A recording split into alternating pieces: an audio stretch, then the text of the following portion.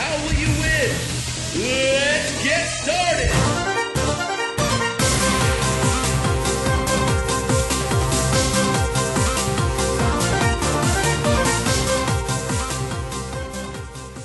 Welcome back to another edition of Components Breakdown.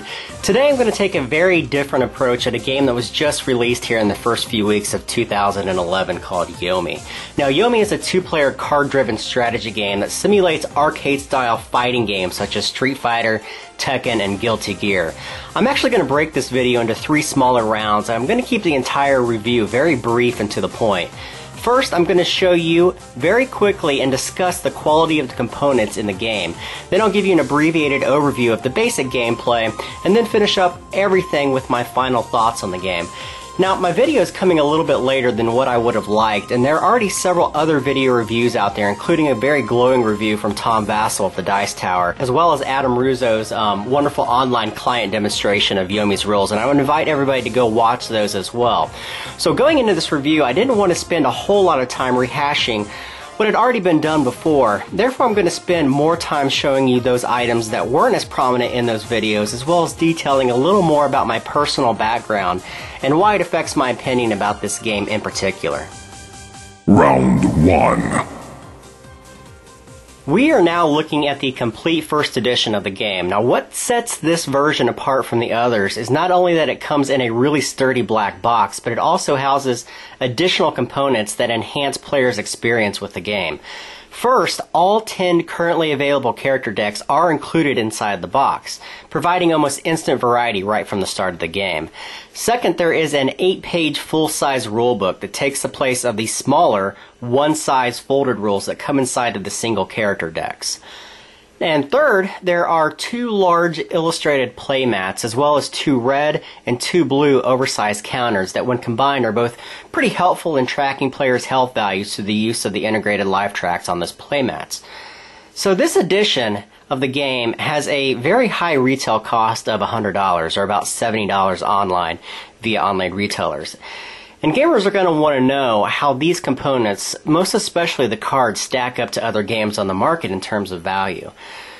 So in my opinion, it's kind of mixed. Now if I were to judge the game's value just on the cards alone, there is no way I could justify the cost. Now I've read the publisher's website where it states that the cards may have a special coating on them to protect from scratches and finger oils, and that they have a reinforced quote-unquote core for stiffness of the cards, but what I'm feeling here are actually very thin cards, and I probably will sleeve all of them eventually. Now, although the genre of games don't technically match up, the card quantities in games like the Thunderstone and the Dominion base sets both do, both of which have about 500 cards in them each, and both which sell online for about $25 to $28 each. Now, both of these base games also have what I would consider to be superior quality cards to them. So, as you can see, the numbers don't quite add up for me as far as cost versus value. Having said that, I also need to be kind of fair here and mention that there are things that I really do like about the components. And again, I'm going to focus just on the cards here. First, the artwork is absolutely extraordinary.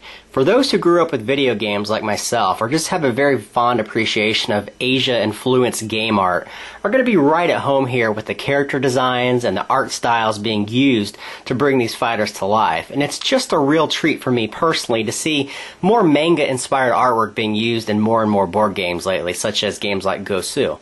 Now, also, I thoroughly enjoy the added touch used on the backs of each of the decks in the game.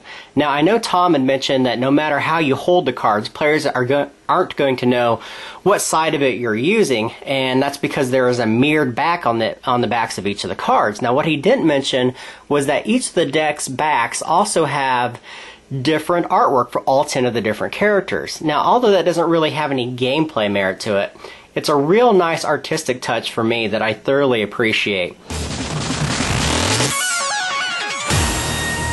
Round 2. Now, as I previously had mentioned, the gameplay in Yomi has already been well documented in other video reviews that are currently on Board Game Geek. So let me give you just a real quick recap of what is involved and why you should or maybe shouldn't be interested in the game. Yomi is essentially the analog version of a digital media that was made extremely popular in the 90s through games like Street Fighter, Mortal Kombat, and Tekken. Now, the game is played as a fixed deck, non-customizable card game that's essentially designed to replicate the back and forth style of those extremely popular games of that time. The objective of the game is for the players to pick a single character, or a deck in this case, and use the right combinations of cards or moves to knock out their opponent before they in turn get knocked out. Now, the different decks in Yomi are going to represent the unique fighting strengths and abilities of each of the 10 available characters. But it's even more simplified than that. Now, the cards essentially represent players' abilities to attack, to throw, to dodge, or even block their opponents in various degrees, where each move lists exactly how much damage that the card does if it goes unblocked or even blocked, how fast the attack may be, whether it can be followed up with additional combinations of attacks, as well as any other various special effects that that move or that card may incur when played. Now, players will begin with a set number of health, which is determined by their character that they pick, and will each play one card or one move from their hand every turn to simulate each player's positioning and prediction of what their opponent may be performing on that turn, all of which should be very familiar to people that grew up with fighting games. So at its core, Yomi is really just a simple game of mental chess with your opponent that uses a more hip and stylized version of a game that we've all grown up with called rock, paper, scissors, where each move in the game can and will be used to trump your other player's actions. Now, the true beauty of the game's design, though, are in the details of its gameplay, and learning the nuances of each character is as realistic as an interpretation of its video game counterpart as I've ever seen before in a game. Round 3. Final round. Now, I wanted to preface my final thoughts here by stating that I am most definitely 100% the target audience for a game like Yomi. So my opinion about it is going to be very skewed, so take that with a grain of salt. But it's really important that I tell you my background so that maybe you can better understand why I feel this way about the game. Now, for those who've gone to the trouble and read my profile on Board Game Geek, you're going to know that I was first a very accomplished video game player before I started getting into board games.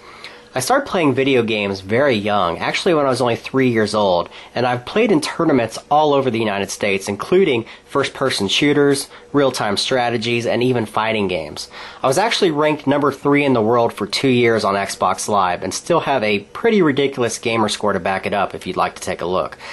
I've even worked in the industry for 8 years as a product distribution analyst for a major gaming company. So what I'm trying to say is I'm fairly well versed in that side of the entertainment business. Yomi, in my very, very humble opinion, is the most accurate representation of a video game that I have ever played in my life. Now, I've played Civilization, I've played StarCraft, Warcraft, and numerous other titles that have made the jump from digital to analog, and none of those other titles has as accurately portrayed the essence of what it actually feels like mentally to play any of those games in their digital form. For those reasons alone, Yomi, in my opinion, is pure and utter genius. Competitive fighting games are unlike any other video game out there. They require an extreme amount of dedication to be able to learn the extensive list of moves and combinations, not to mention the undeniable need for enhanced dexterity that comes not only physically, but mentally with timing so precise that you can't possibly appreciate it unless you're a part of that culture or have witnessed true experts playing these styles of video games.